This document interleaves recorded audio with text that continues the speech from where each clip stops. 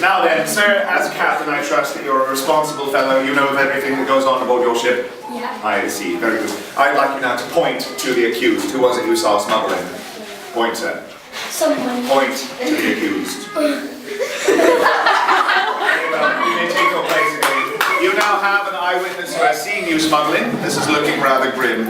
Witness 2, stand. State your name. I did not say come forward, I said stand. State your name. Order in this court. Now then, come forth, Miss Cassandra. Give your testimony. The accused knew me to be a person familiar with her smuggling habits. Your Honor, she offered me £2 not to testify. She offered you a bribe?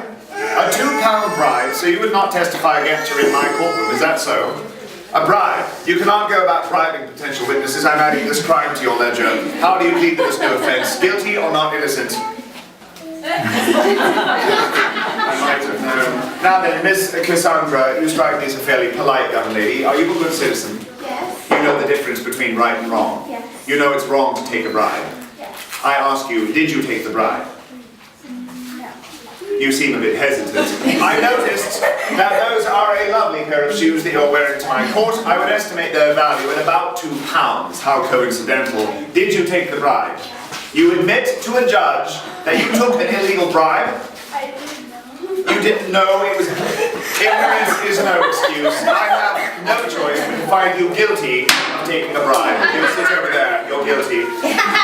Now then, this brings me to witness number 3. This one was supposed to be in your favor. Let's see what she has. Silence! You there, rise, stand, and give your name. I'm Kat. What? Kat. Yes, you have a lovely cat. What is your name? I am Kat. I see. Come forward. Give your testimony. Well, Judge, the accused... I beg your pardon. In a civilized courtroom, you will not refer to me so bluntly as judge. You will address me with proper respect, sir, or your honor. I find you in contempt of court.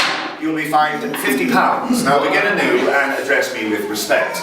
Well, sir, the accused cannot possibly be guilty, for she was in my company, loading the trade ship, a scurvy dog, on the 24th of August 2 years ago.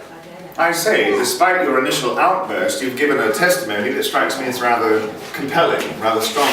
You maintain that she could not possibly be guilty, for she was with you on the date of the crime. Is that so? Yes, that is so. And you were not smuggling? I was not smuggling. And you did not see her smuggling? I did not. At any time did she leave your eyesight? No.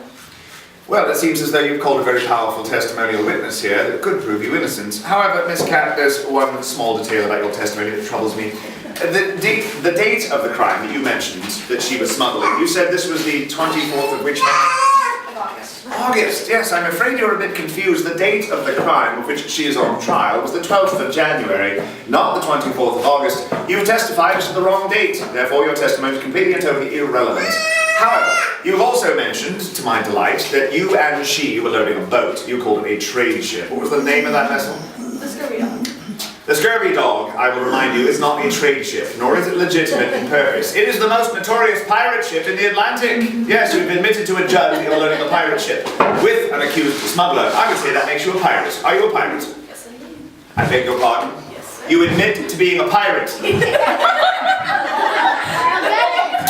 Your witness is not even attempting to defend herself. I therefore have no choice but to find you guilty of piracy. Stand over there. Now then, in light of the witness in your favor being a pirate, bribes given, eyewitnesses, I have no choice but to find you the accused guilty on all counts: piracy, bribery, and smuggling. I will now be sentencing the two. You have some sort of defense? No defense, I see. Very good. Now then, I will be sentencing the three of you in a moment. I will defer your penalty. I have additional questions. Are you quite comfortable? By all means, don't let us get in the way of you relaxing. Now, sir, I have additional questions for you. On your feet, come forth to the bench. Sir, you said something a moment ago that caught my attention. You said, and I quote, 2 years ago, saw someone boarding your ship with contraband possession, and you're the captain, you think, and you misheard that you saw. Is that so, sir? You're saying I'm guilty? I did not say any such thing. Are you saying that, sir? All I'm saying is that I want you to verify what you've spoken. You said that don't touch the bench. You said that 2 years ago you saw her smuggling onto your ship with contraband that didn't resemble this iron hinge. You think you're the captain, you know of everything that goes on board your ship, and that's when you saw. Isn't that so, sir? Yeah. Now, does this not trouble you, sir? Does this not strike you as a bit strange? That's okay.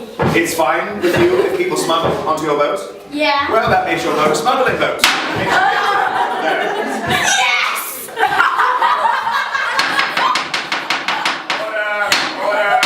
Order!